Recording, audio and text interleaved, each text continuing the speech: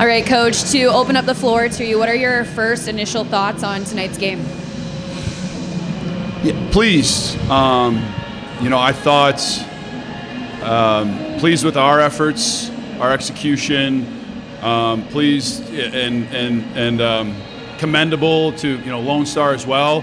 They gave us everything that we could have handled. I thought we came out a little bit excited, overzealous being first time here, and then we kind of settled in. We're able to get a goal or two lead ahead, but then Lone Star being Lone Star, they kicked it right into gear, gave us everything we could handle, and so there's going to be a few things we're going to need to still try to clean up if we want to come out on the right side of this thing. And you mentioned it right away there. You said your group's excited, first time here. How did you as a coach help your team settle down and have them keep their composure? It's like the $1 million question. I don't know if there's anything we can do from the back end, from management side to try to settle them down. You kind of just try to keep, remind them that it's just another hockey game, out, playing in Eagle River or wherever it is that we're playing. And just to try to keep the noise, the outside noise out of your head and just focusing on the 26 guys, 25 guys in the locker room. And you guys struck first, never took your foot off the gas pedal in this game. What do you attribute the offensive game that you guys saw here tonight? Yeah, so Lone Star is obviously a fantastically well-coached team. They're super disciplined. They have unbelievable defensive structure, so it was nice to kind of capitalize on that power play goal. I think I told Ava as well, specialty teams are going to need to be a thing. They're extremely well structured, super defensively sound, so they don't give up a lot. And when we get those opportunities, we need to capitalize. And we need to mention your guys' defensive game as well tonight. It wasn't for a lack of scoring opportunities from Lone Star. They brought it, but you guys were able to keep them off the score sheet.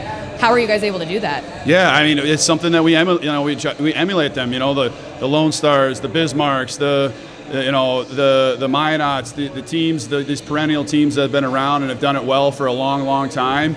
You kind of just take plays out of their playbook and try to implement them into your own. And I think being defensively sound coming into playoff time is super, super important. It's playoff hockey. And coming into game 2, Lone Star going to be facing elimination tomorrow night. They're going to come out swinging. So how do you guys play the game you played tonight, but transfer it over to tomorrow? It'll be the hardest game of our season.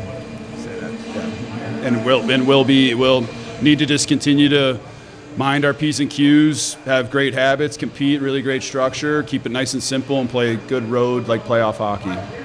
So your team was able to score really well on Ryan Cameron on the Lone Star Brahmas. How special is it to know that your guys are really competing against one of the top goaltenders in the league? Yeah, he's a special player. You don't see a lot of those guys come along. He's obviously probably arguably the top goaltender in the league per GA and per save percentage.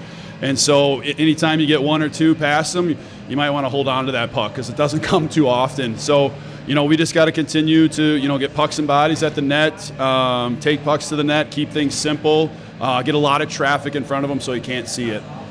You said yesterday and today when I talked to you on the bench that you wanted your guys to have fun. Why is that so important during these games?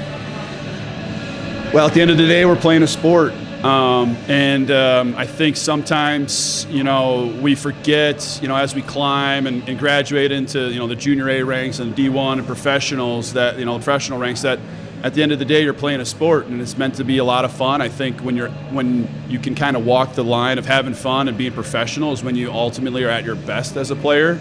And if you let that, if you can't have fun, I think that kind of can take away a little bit from your game and from the experience. You're now one win away from heading to the Robertson Cup championship game. What needs to happen tomorrow in order for that to happen? We need to go and enjoy it, for another hour or two, spend time with friends and family, enjoy the win, and then reset like it never even happened. Last thing, what were some of the big lessons that you learned from this game against the Lone Star Brahmas that you're hoping to carry over into tomorrow's game? Hockey's a hard sport. And it's gonna need to take all 21 guys on the bench to get the job done.